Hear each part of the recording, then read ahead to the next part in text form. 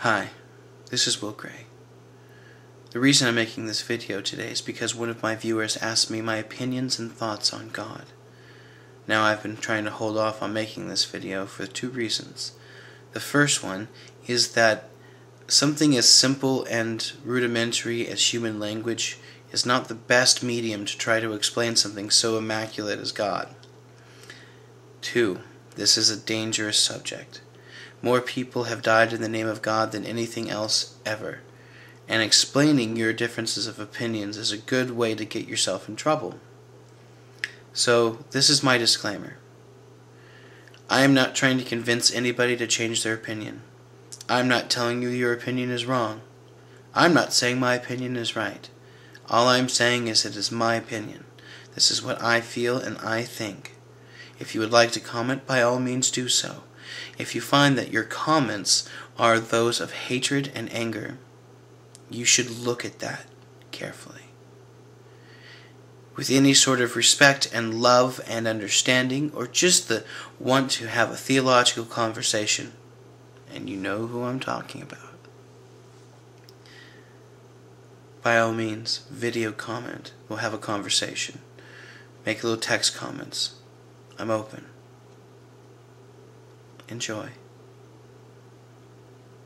Love what you do. Before I can explain to you my opinions and thought on God, I need to start by explaining what I am not. This will help. I am not a religious man. I actually don't fall into any religion. Now, I understand that you'll go, well, that means you're agnostic. I have a pretty damn good clue in my set of beliefs of what God is.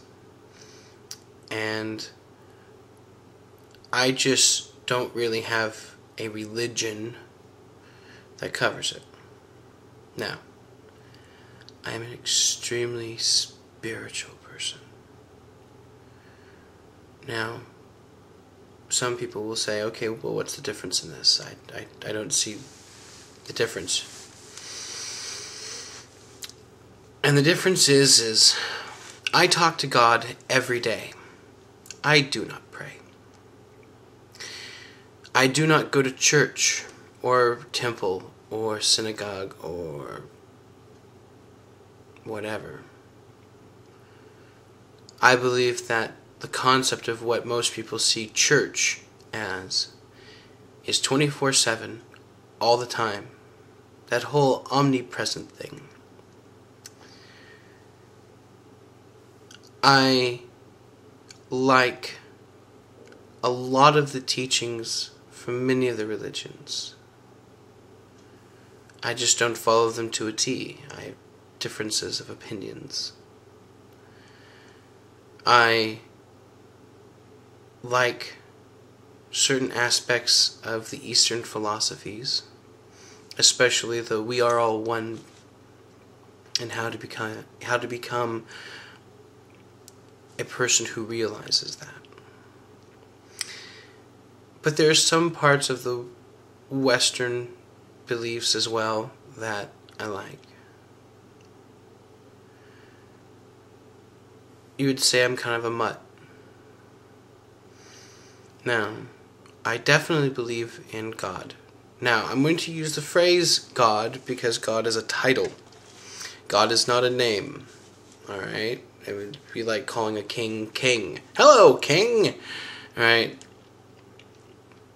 I have a specific term that I use for God. Usually use omni. Where it means everything, like omnipresent, omnipowerful.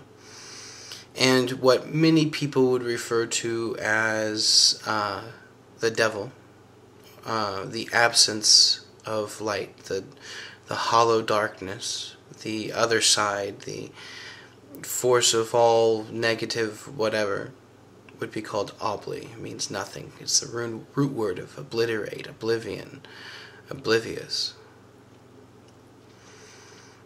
But these are just layman terms to explain my point of view. These are not actual names. Okay? Alright, the closest I've ever found for a name for God is a 4-part pattern, which is Yahweh, which is a pattern of 1, 2, 3, 4. It's the creating pattern. One. You have the harmony piece of 1, which is 2. You have the coming together to create that harmony is 3. And the product that harmony creates is 4. Now why I say this is a creating pattern is you take man, you take woman, you put them together, they have a child. This is a creating pattern. Alright? But I don't think that the human language has a name that we can say verbally for what God is, what God would call itself. I also don't think that God is either male or female.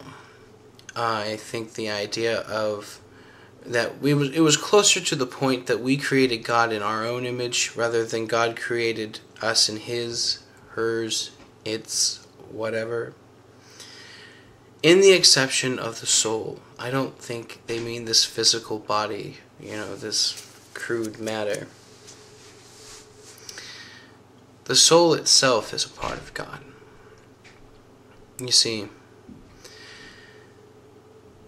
any sentient being, all the way up and down the line, because there's a line. First dimensional beings would be plants. They're alive. Woohoo. By instinct, they draw moisture and take in sunlight and so on. But this isn't a thought-out plan. Level 2 would be animals.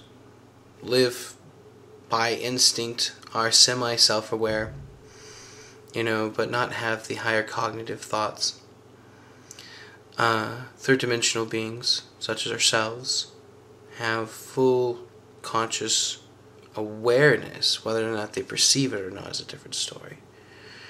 But we have higher mental cognitive, we have emotion, we have the ability to choose over our emotion. We have the ability to make a decision other than instinct. We can go against our instincts.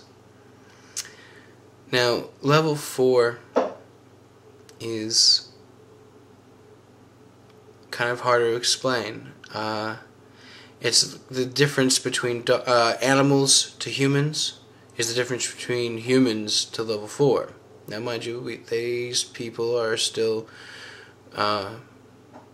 physical beings. They would still look and be us, They just have a higher level of connection to certain realities. What I mean by this is, here's a good example. When you're first going to enter this world as a life, because I believe in reincarnation, between the time of my last life and this life, I made decisions. I said, okay, I'm going to go into this life and I'm going to do this, and I'm going to be a part of this, and I'm going to learn this lesson, and I'm going to learn this lesson, which, by the way, is your own fate and destiny that you build for yourself by free will. Ha ha ha, it's all one. We'll go into that another time. The difference between free will and fate and destiny is an entire another video, and if I don't get to it right away, leave a comment, remind me.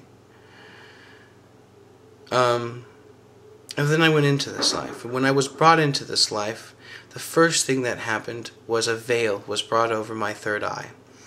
I was no longer aware of who I have been since the beginning of time, and I had to start over with a clean slate, as we all do when we are born into this world.